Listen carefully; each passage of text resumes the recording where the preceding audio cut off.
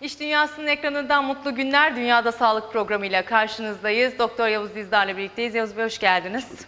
Bugün horlama konusundan biraz bahsedelim. Aslında çoğunlukla erkeklerde rastlanan, kadınlarda da gerçi sıkça görülmeye herhalde başladı. Birçok sebebi olan bir şey. Ama horlama öncelikle nasıl oluşur bundan bahsedelim.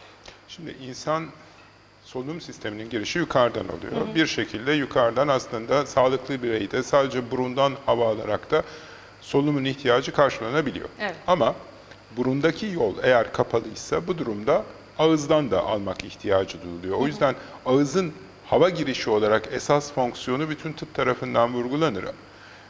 Nefesin içeriye geçişi, trakeadan geçişi ağız aracılığıyla sağlanıyor. Evet. Horlama bu yapının etrafını döşeyen dokuların bir şekilde gelen havanın giriş ve çıkışı sırasında titreşmesi nedeniyle ortaya çıkan ses. Peki sebepleri neler? Hani birçok sebebi var dedik. Mesela hani uyku apnesi gibi sebebi var. Başka birçok sebebi de var. Biraz bahsedelim mi? Şimdi doğrusunu isterseniz aslında normalde horlamanın olmaması lazım. Horlamanın önemli nedenlerinden bir tanesi büyük olasılıkla oradaki dokuların bir şekilde büyümesiyle hava yolunu tıkar hale gelmeleri. Evet. Biz bunu çocuklarda da görüyoruz, erişkinlerde de görüyoruz. Dokuların büyümesine neden olan unsur ise zaman zaman alerjik olduğu söylenen, zaman zaman da aslında son zamanlarda daha hakim hale gelen görüş anladığım kadarıyla bu. Geniz çökmesi diye bir şeyden bahsediyorlar. Geniz dediğiniz yer burnunuzun arkasında kalan yutakla aradaki bölgeyi oluşturuyor. Bu doku bir şekilde gevşeyerek aşağıya doğru diyorlar bir çökme meydana geliyor ve hatta buna yönelik bir takım cerrahi girişimlerden bile söz eder hale gelmişler. Biraz mantıksız gibi görünüyor ama o bölgeden bir genişçe dikiş atarak genizi yukarıya kaldırmak diye bir yaklaşım var. Anladığım benim bundan. Bu şekilde dokuları toparlayıp solunum yolunun tekrar açılmasını sağlamak şeklinde bir uygulama bu. Eğer nedensel olarak bakacaksak, dolayısıyla biz iki şeyi söyleyebiliyoruz. Ya tonsilin büyümesi ya da o bölgedeki işte geniz eti dediğimiz yapıların büyümesi nedeniyle yolun tıkanması ya da diğer neden de o bölgenin olduğu gibi bir şekilde doku bütünlüğünü yitirip aşağıya doğru çökmesi. Bu iki neden dışında horlamaya yol açabilecek bir de özel durumlar var. Mesela yattığınız yastığın yüksekliği horlamanızı belirler. Çünkü hava yolunun açık olabilmesi için sizin başınızın belli bir arkaya atılmış pozisyonda olması lazım. Ekstansiyon diyoruz biz buna. Eğer çok kalın bir yastıkla uyumaya çalışırsanız ister istemez dokuların anatomik birbirine olan konumları değişecektir. Bir başka olasılıkta zaman zaman insanlar kendilerinden de deneyimlemişlerdir. Aşırı yorgunluk halinde de bir horlama söz konusu olabiliyor. Alkol kullanımı ile ilgisi var mı peki? Hani fazla alkol alımı horlama yaratır mı? Alkol alımı büyük olasılıkla dolaylı yollardan böyle bir etkiyi beraberinde getiriyor. Alkolün doğrudan etkisi değil ama o bölgenin kasılmışlık durumunu, dokunun bütünlüğünü bir şekilde derin alkol uykusuna geçtiğiniz zaman, alkol nedeniyle neden olmuş yarı anestetik uykuya geçtiğiniz zaman etkiliyor. O nedenle evet neden olabiliyor. Şimdi dedik ki çocuklarda da görülen bir şey aslında. Rahatsızlık diyebiliriz herhalde. Doğuştan olabiliyor mu? Bunun sebebi doğuştan Doğuştan olduğuna dair bugüne kadar çok fazla bilgi yok. Fakat çocuklarda, bebeklerde de horlama bilinen bir durum. Bu muhtemelen anatomik pozisyonla ilgili. Çocuğun yatış durumunda eğer bölge hava yolu biraz tıkanırsa, ama şöyle bir durum da var tabii. Hava yolunun tıkanması durumunda içeriye gelecek oksijen miktarı azaldığı için aslında pozisyon değiştirme spontan olarak uyarılır. Evet. Yani kişi o pozisyonda yatmasını sürdüremez. Başka bir pozisyona geçer. Dolayısıyla hava yolu tekrar açılır. Bebeklerdeki, çocuklardaki durumda genellikle görülen neden bizim vejetasyonlar dediğimiz ya da işte geniz eti dediğimiz o bölgenin lenfatik dokusunun aşırı büyümesinden kaynaklanan tıkanma durumlarıdır. Şöyle söyleyeyim size, ağız boşluğu içeriye giriş açısından baktığınız zaman iki tane majör giriş sağlıyor. Bunlardan bir tanesi solunum sisteminin girişidir. İkincisi ise sindirim sisteminin girişidir. Yemek yediğinizde de aynı şekilde buradan girişi yapıyorsunuz. Evet, evet. Solunum sisteminin girişi ya bir savunma mekanizması olarak, buna bağışıklık sistemi olarak adlandırıyoruz. Belki biraz tartışılır. İçeriye doğru girecek olan havanın ya da her neyse mikroorganizmaların, havayla birlikte gelen tozların uyarılarının bertaraf edilmesi için bir çember şeklinde bağışıklık dokusuyla çevrili. Buna Waldeyer halkası deniliyor. Waldeyer halkası tek bir yapı değildir. Etrafı olduğu gibi geniz etleri, bizim tonsil diye bildiğimiz bademcikler, dilin arka bölgesindeki yine yapılar, bunların hepsi bu özelleşmiş dokuyu meydana getiriyor. Çocuklarda biraz hijyen sendromuyla ilişkili olarak aşırı steril ortamda yaşamak, dışarıyla ilişkinin çok fazla olmaması, sürekli klimatize ortamlar, değişiklik durumunda hızlı bir reaksiyona neden oluyor. Ve belki biraz beslenmenin de etkisiyle birlikte bu dokular şişmeye başlıyor. Şiştiği zaman yukarı tarafta şişme olursa bu horlamaya neden olabilir. Aşağı taraftaki şişme, tonsillerin şişmesi, bademciklerin şişmesi ise bazen o kadar büyük hale geliyor ki çocuk kesinlikle ağzı açık uyumak zorunda kalıyor. Çünkü diğer geçişler yeterli olmuyor. Anne babaların dikkat etmesi gereken, çocuk uyku durumunda rahat nefes alabiliyor mu? Ağzı kapalı uyuyabiliyor mu? Nezle durumu dışında tabii bu. Normal koşullar altında. Buna bakacaklar. Yok değilse, ağızdan hava almak zorunda kalıyorsa o zaman bir göstermek gerekiyor ki ilk başta bakacak olan yine kendileridir. Ağzını açacaklar, bakacaklar. Bir kaşığın yardımıyla bastırabilirler dili. Arkada bademciklerin büyümüş olup olmadığını gözlemleyecekler. Eğer böyle bir durum varsa o zaman bu bir enfeksiyonsa bertaraf edilebilir, kısa süre sonra düzelir ama büyüme bazen o kadar fazla ileri boyuta ulaşıyor ki biz bunu cerrahi müdahale gereği sayıyoruz. Evet. Ve kulak burun boğazcılar genellikle tonsilleri ya da o bölgedeki vejetasyonları bir şekilde almak zorunda kalıyorlar. Evet. Şimdi horlama demeyeceğim ama horlamaya sebep olan işte doku bozuklukları filan dedik. Bunlar başka rahatsızlıklara da sebep oluyor mu? Dolaylı olan yapıyor. Eğer çocuk büyüme dönemindeyse ki büyüme dönemindeler, sürekli hava açlığı içerisinde olmak büyümeyi etkileyen bir durumdur. İkincisi tabii erişkinler için de söz konusu. Sizin uykudan aldığınız, daha önce konuşmuştuk, kalite Evet. aslında belirleyicidir. Yani sizin 4 saat, 6 saat, 8 saat uyumanız değil, derinleşebilen bir uykuyla uyumanız önemli olandır. Eğer bu olmazsa o zaman ertesi güne yorgun olarak başlıyor. Zaten sabah yorgunluğu şeklinde ortaya çıkıyor. Kalkar kalkmaz yorgun, yeterince dinlenememiş bir beden. Çocuklarda yalnız şöyle bir istisnai durum var. Kemiklerin büyümeleri daha çok karanlıkta oluyor. Yani gün ışığında çocuk büyümüyor aslında. O bizim uyusunda büyüsün ninnilerinin anlattığı şey. Uyku sırasında büyüme hormonu salınıyor. Uyku sırasında vücutta büyüme meydana geliyor. Bu işlevi karşılayabilecek kadar da çocuğun dışarıdan havayı alabilmesi gerekiyor. Bu sadece oksijen bile olmayabilir. Evet. O nedenle eğer ileri düzeyde varsa bunun büyüme gelişme geriliğine neden olacağını da prensiben kabul ediyoruz. Uyku apnesinden bahsedelim mi biraz da? Uyku apnesi aslında daha özel bir durum. Şöyle meydana geliyor, genellikle kilolu kişilerde görünüyor. Sizin vücudunuzun rahat nefes alabilmesi için karın içerisinde diyaframın çökebileceği kadar bir boşluğun bulunması gerekir. Eğer siz havayı alıp da diyaframı yeterince aşağıya indiremezseniz, bu mesela en iyi bildiğimiz örneği mesela tok karna uyumaya çalışmaktır. Evet. Mideyi aşırı doldurduğunuz zaman diyaframın çökeceği boşluk olmadığı için derin nefes alamazsınız. Doğru. Kilo fazlası olan bireylerde ise batın içi yağ dokusunun artışı nedeniyle benzer şey izleniyor. Bu bir kere uyku sırasında çok büyük sorun yaratıyor. O yüzden ilk yapılması gereken şey kilo verdirtilmesi oluyor. Kilo verildiği takdirde uyku apneleri düzelebiliyor. Ama uyku apnelerinde ve buna benzer tablolarda başka bir özellik var. Belli bir noktadan sonra vücuttaki karbondioksit artışına dayanan nefesin tetikleme temposu ortadan kalkıyor. Yani nefese yapıyorsunuz, karbondioksit artmasına rağmen derin bir nefes alıp tekrar bunu yapamadığınız dönem içerisinde işte apne dediğimiz nefessizlik durumu ortaya çıkıyor. Bu daha çok uyku sırasında çıkıyor. Hatta bu kimi kişilerde uyuklama sırasında da ortaya çıkabiliyor.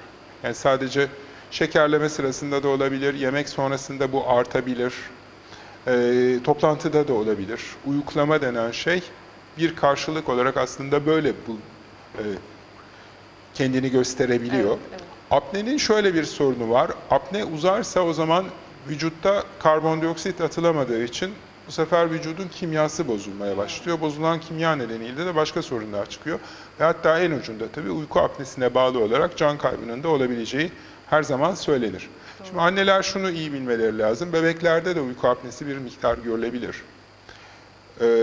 Hatta nefesle ilgili muhtemelen başka sıkıntılar da çıkabilir. O yüzden evin havasını hep temiz tutacaklar. Bu evin havasının temiz olması birinci koşul tabii ki sigara ev içerisinde kullanılmayacak. Sağa sola sinmeyecek. Hatta annenin de kendisi kullanmazsa çok daha iyi olacaktır. Ama onun dışında oksijenden zengin bir havanın bulunması lazım. Yani kış dönemi geldi diye biz camları kapatıyoruz. İçerisi zaten kaloriferle ısıtılıyor. Havalanma yok. Eskiden cam çerçeve ahşapken ona bağlı olarak geçiş biraz daha fazlaydı. Sağından solundan sızıyordu. Şimdi öyle bir şey yok. PVC cam çerçeve nedeniyle siz kapattığınız zaman neredeyse tamamen kapalı ortamı elde ediyorsunuz. Çünkü bilir insanlar, bir yerin kapısını açmaya çalıştığınız anda diğer taraftan basıncı hissedebiliyorsunuz. 80 metrekarelik evde bile mutfağın camını açmaya çalıştığınız zaman içeride salonun camı kapanıyor.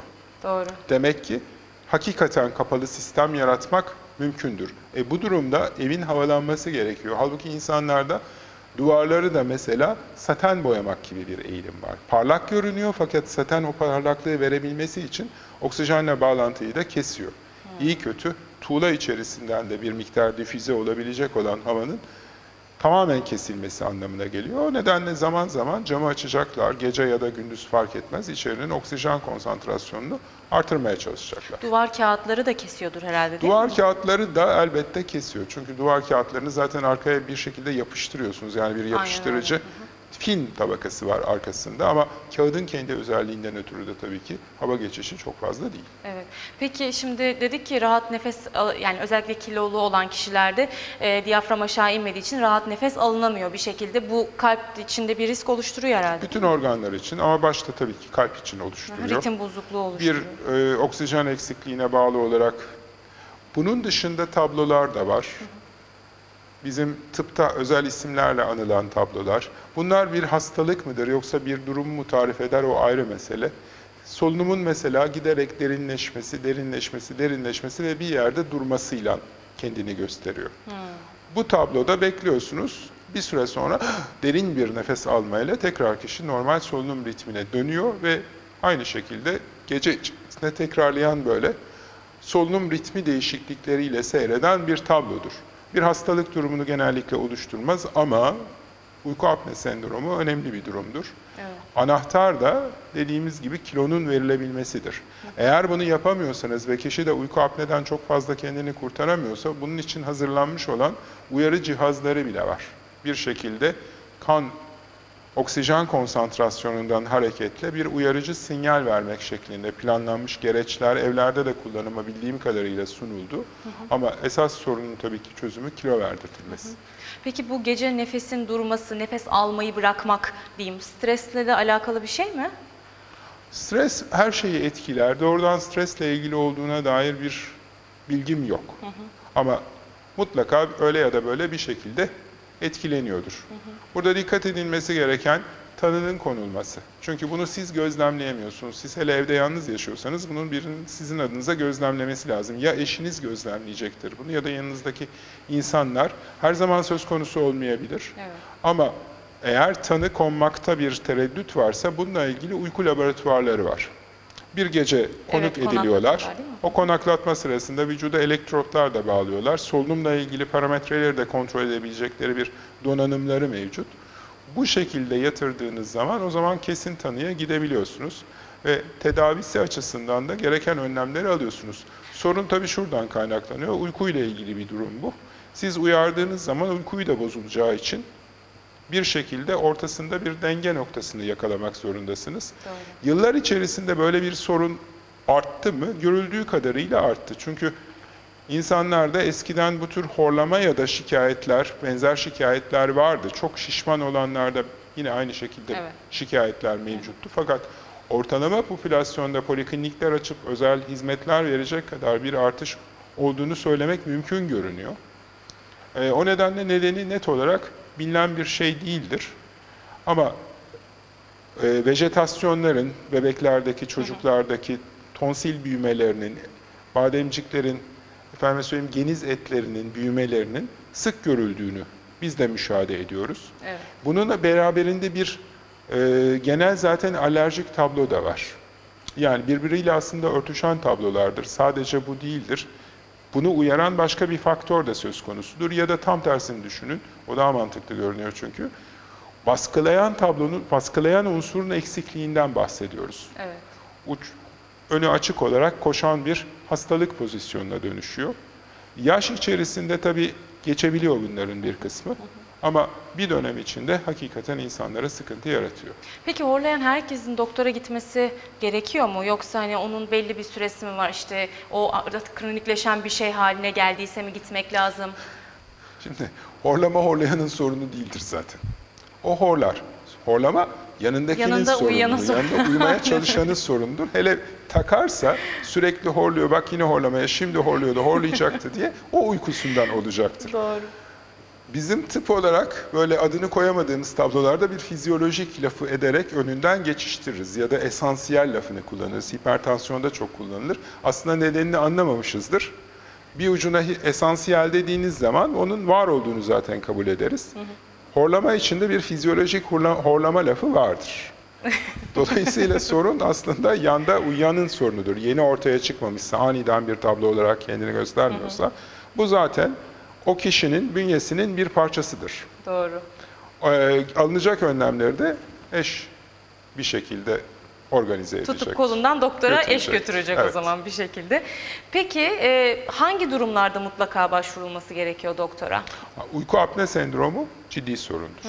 Bebeklerde, çocuklarda büyümeyi, gelişmeyi azaltacak kadar bir tonsil büyüklüğü sorundur. Ama şunu da söyleyeyim, şimdi herkeste bir hızlı bir müşahede, hemen girelim alalım şeklinde yaklaşım var. Ben bunun doğru olduğuna inanmıyorum. Çünkü eskiden bu tablolar yine vardı. Hani çok ciddi sorunsa, işte enfeksiyon oluyorsa, kocaman büyümüş bademciklerden söz ediyorsak o zaman operasyonun yolu aranırdı. Şu an ama hani biraz da maddi kaygıyla tahmin ediyorum. Hızlıca bir cerrahi girişim yapalım, sizden bunu çıkartalım, siz de bu sorundan kurtulun şeklinde bir yaklaşım hakim olmaya başladı. Bundan uzak durulması gerekiyor. Sorun eğer başka şekilde giderilebiliyorsa onu yapmak lazım. Çünkü bu ağız-burun bölgesindeki dokular da sonuçta bizi bir şekilde dışarıya adapte eden sistemin bir parçası. Onları oradan çıkarttığınız zaman onun bir eksikliği ortaya çıkıyor. Bir yere kadar kapatılıyor bu eksiklik. Ama durup dururken niye doku kaybına neden olacak bir girişimde bulunalım. Bunun iyi sorgulanması gerekiyor. Çocuklardaki gece uyuyamama, ertesi gün tabii okul başarısına bu bir şekilde yansıyacaktır. Bu durumlar söz konusuysa o zaman yine doktora gitmek gerekiyor. Ama hep vurguladığım ilk öneri mutlaka gıda beslenme sistemine baksınlar. Çünkü mantıksız gibi göründüğünü zannettikleri şey aslında mantıklı hale geliyor. Çünkü siz bu çocuğu doğru düzgün beslerseniz bu tablolar kayboluyor. Evet. Yani kaliteli işlemden geçmemiş gıda tüketirlerse vücut eksik olan ihtiyacı yerine koyduğunda zaten o tonsilin de büyümesi gerekmiyor. Bu önemli. Son yıllarda mesela insanların ön solunum yolu dediğimiz burun içerisindeki dokularda da bir büyüme eğilimi var. Biz bunu daha çok burun tıkanıklığı olarak biliyoruz. Hatta televizyonlarda reklamları dönüyor. İşte soğuk algınlığı geçiriyorsanız, burnunuzdan nefes alamıyorsanız vesaire gibi. Spreyler Çünkü var. burnun içerisinde geçen havayı bir şekilde bir işlemden geçiren başka bir sistem var. Bu biz tıp olarak bunu ısıtıyor havayı akciğere göndermeden önce şeklinde biraz hafif kolaya gelerek yorumlamışız. Öyle görünüyor. Çünkü doku her canlıda var. İçeriden geçen havayı bir şekilde halozonik bir sistemden geçiriyor. Bunun üzerinde işte mukus tabakası var. Bu mukus tabakası nedeniyle tozlar tutuluyor. Bunların hepsi elbette gerçek ama başka bir gerekçesi de olabilir. Bu konka dediğimiz dokuların aşırı büyümesiyle ortaya çıkan sorunlar var. Bunların bir ucunda deviyasyon dediğimiz burnun şeklinin bile Değişmesi. bozulması, Evet. orta hattan bir tarafa kayması, bir deliğin tamamen tıkanması var. Ama diğer tarafında da konkaların simetrik olarak büyümesi nedeniyle burundan nefes almanın artık mümkün olamaz hale gelmesi var. Bu da benzer tablonun bir parçasıdır. Bu horlamayla tabii kendini göstermiyor ama sürekli ağzınız açık uyuyorsunuz. Ona bağlı da başka değişiklikler oluyor. Ağzınız kuruyor. Tabloda genellikle önerilen ilk başta bir semptomatik yaklaşımdır. Reklamların da önerdiği budur. Oraya bir bant takarsanız genişletir, rahat geçer falan diye ama kalıcı çözüm üretmediği gibi yani bir kere şey yaptıktan sonra siz de fark ediyorsunuz ki aynı şeye bir süre sonra adapte olmaya başlıyor vücut. Evet. Bu sefer çıkarttığınız zaman yapamaz hale geliyorsunuz. Doğru. Bu konka dediğimiz işte gribal enfeksiyon geçirdiğimizde, Evet. nezle olduğumuzda şişen, Aynen öyle. değil mi? Şişip de tıkayan yapı. İnternetten herkes bakıp bulabilir, resmini nasıl bir şey olduğunu görebilir. Helezonik bir yapı gösteren oradaki kıkırdak çıkıntılarıdır. Bunlarla ilgili eğer çok fazla kabul edilemez hale gelirse, bir çok ciddi kronik enfeksiyon falan filan varsa o zaman tabii cerrahi girişimle ya düzeltiliyor ya uçlarından bir miktar kesilerek hava yolunun açılması sağlanıyor. Ama ortam yeterince sağlıklıysa şöyle herkes kafasından geçirsin. Yani siz bir dağ başına tatile gidiyorsunuz ya da çok hoş bir ortama gidiyorsunuz. Orada yani koşullar çok daha ortalamayken bile burnunuz daha iyi nefes almaya başlıyor. Doğru. Solunum yollarınız açılıyor. Bu etrafın havasının temiz olmasının ötesinde tabii ki yani o ortamın özellikleriyle de ilişkili. Siz evinizdesiniz, her taraf klimalı. Özellikle plazalarda yaşayanların açabilecek camları bile yok. İster istemez ne verilirse onu sonuçta solumak zorundasınız. Aynen öyle. Yani ben mesela konka ameliyatı geçirdim. Doktor özellikle şey önermişti. Hani mutlaka evin bir yerinde bir su bulunsun ki hani havayı nemlendirsin sürekli. Havanın mesela kurutmaması için. nemlenmemesi ciddi bir sorundur. Evet. Eskiden kalorifer peteklerinin üzerine takılan bir takım Aynen. su hazneleri Plastik, vardı. aha, Plastikten onu takardınız. Odanın nemini yükseltmek için. Evet. Yeni olanlarda mesela böyle bir şey ben hiç görmedim. Ha bir kenarda bir suyun sürekli bulunuyor olması, işte Buhar sobalı makineleri günleri falan var. insan arıyor, bir çaydanlığı koyuyordunuz, bir yandan da onun buharı çıkıyordu. Doğru. Hem ısınıyordunuz hem de ortamın nemi artıyordu. Aynen öyle. Peki bizim horlamayı önlememiz için ne gibi önlemler almamız gerekiyor? Mesela yatış pozisyonu, yastıktan biraz bahsettik. Yastık önemli bir faktör, çok önemli bir faktör. Biz çünkü hep yastığı es geçiyoruz. Evde olmasa bile yani bir tatile gittiğinizde aslında ana sıkıntıyı benim şahsi gözlemim yastık oluşturuyor. Evet. Çünkü onların kullandıkları yastık içerisinde yün ya da tüy vesaire gerçek bir materyal bulundurmayan bir cins elyaf doldurulmuş kafa altına destek verecek yapılar. Şimdi elyafla siz mücadeleye giriyorsunuz. Elyaf basılmamak istiyor. Siz kafayı koymaya çalışıyorsunuz. Sürekli kafayı atan bir yastık modelinde zaten uyuyamazsınız. Doğru. Son zamanlarda daha farklı malzemelerden yastıklar çıkarttılar. Bazıları hatta çok çok pahalıya satılıyor. İşte kafanızın bir miktar şeklini de alıyor. Deneyeceksiniz. Yani şu yastık en rahat yastık pamuk yastıktır ya da yün yastıktır. O benim şahsi görüşümdür. Ama herkes sonuçta bir yastıkta rahat eder pozisyonda uyuyabilir. İkinci önemli olan unsur tabii odanın çok sıcak olmaması lazım. Şimdi kaloriferli evinde böyle bir özelliği var. Siz tamam yatarken ay işte çocuk üşümesin diye açıyorsunuz ama açtığınız zaman da evin sıcaklığı yükseliyor. Doğru. Bu tür konka ya da reaksiyonlar ne varsa şişiren, büyüten falan bunların hepsi sonuçta ortam sıcaklığının artışıyla artar. Evet. Siz dışarıda çok rahat yürüyorsunuzdur. Kafeye girersiniz. Kafenin ortamı sıcaktır. Bir anda hapşırma başlar. Bir anda burnunuz şişer. Doğru. Ve nefes alamaz hale gelirsiniz. Dolayısıyla yatmadan önce üstünüze iyi bir şey alacaksınız ama ortam sıcaklığını düşüreceksiniz. Bu bizim eski yaşadığımız gelenekle biraz fazla uyumlu görünüyor. Maalesef öyle çıkıyor. Sorguladıkça aynı yere varıyorsunuz. Gece sıcaklığın düşürülmesi lazım ki rahat nefes alabilirsinler. Üçüncü faktör de tabii temiz havanın girmesi lazım. Yani bu bir yerin bir kenardan açılmasıyla da olabilir, ara bir havalandırılmasıyla da olabilir ya da evinize menfezler yaparsınız. Oradan hiç olmazsa bir miktar hava sürekli olarak içeri gelir. Çünkü hakikaten evler özellikle bu kapalı pencere sistemleri nedeniyle tam kapalı hale Doğru. geldiler. Yani sokağa açılan kapınızın altında zaten emniyet mermeri var. Efendime söyleyeyim onun kenarında lastikleri var. Hepsini birden kapattığınız zaman tam kapalı bir kutunun içerisinde yaşıyorsunuz. Bu da ister istemez etkiliyor oksijen Aynen öyle. konsantrasyonu. Belki uyumadan önce odayı havalandırıp ondan sonra. Mesela. Bir şey daha var tabii. o da çok çok önemli hale geldi. İnsanlar evlerine yapay kokular, Evet. sürekli otomatik püskürten sistemler kuruyorlar. Bunlar doğru şeyler değil. Çünkü insan solunum sistemi dışarıdan gelen kokuya karşı hassastır. Doğru. Siz sürekli bu uyarıyı verdiğiniz zaman o da bundan olumsuz etkilenebiliyor. O nedenle bu tür şeyleri de lütfen evlerinden biraz uzak tutsunlar. Hani bir misafir gelirken eve güzel gösterelim diye konulabilir ama rutin yaşamlarının parçası olmaması lazım. Zaten burun bir süre sonra adapte olduğu için içeride ne kokusu olduğunu falan da duyamaz hale, ayırt edemez hale geliyorsunuz. Ama solunumla ilgili ciddi sıkıntı yaratabiliyor. Evet. Aynı şey duş jelleri olarak piyasaya sürülen ürünler için de geçerli. Antibakteriyel etkili şeyler için de geçerli. Ve ben size hatta söyleyeyim, o buhar basan canavar makineler var. Ev kadınları çok sevdi. Özel ejderha olarak kabul ediyorlar. Dolaştırıyorlar. Hoş hoş hoş basıyorlar buharı.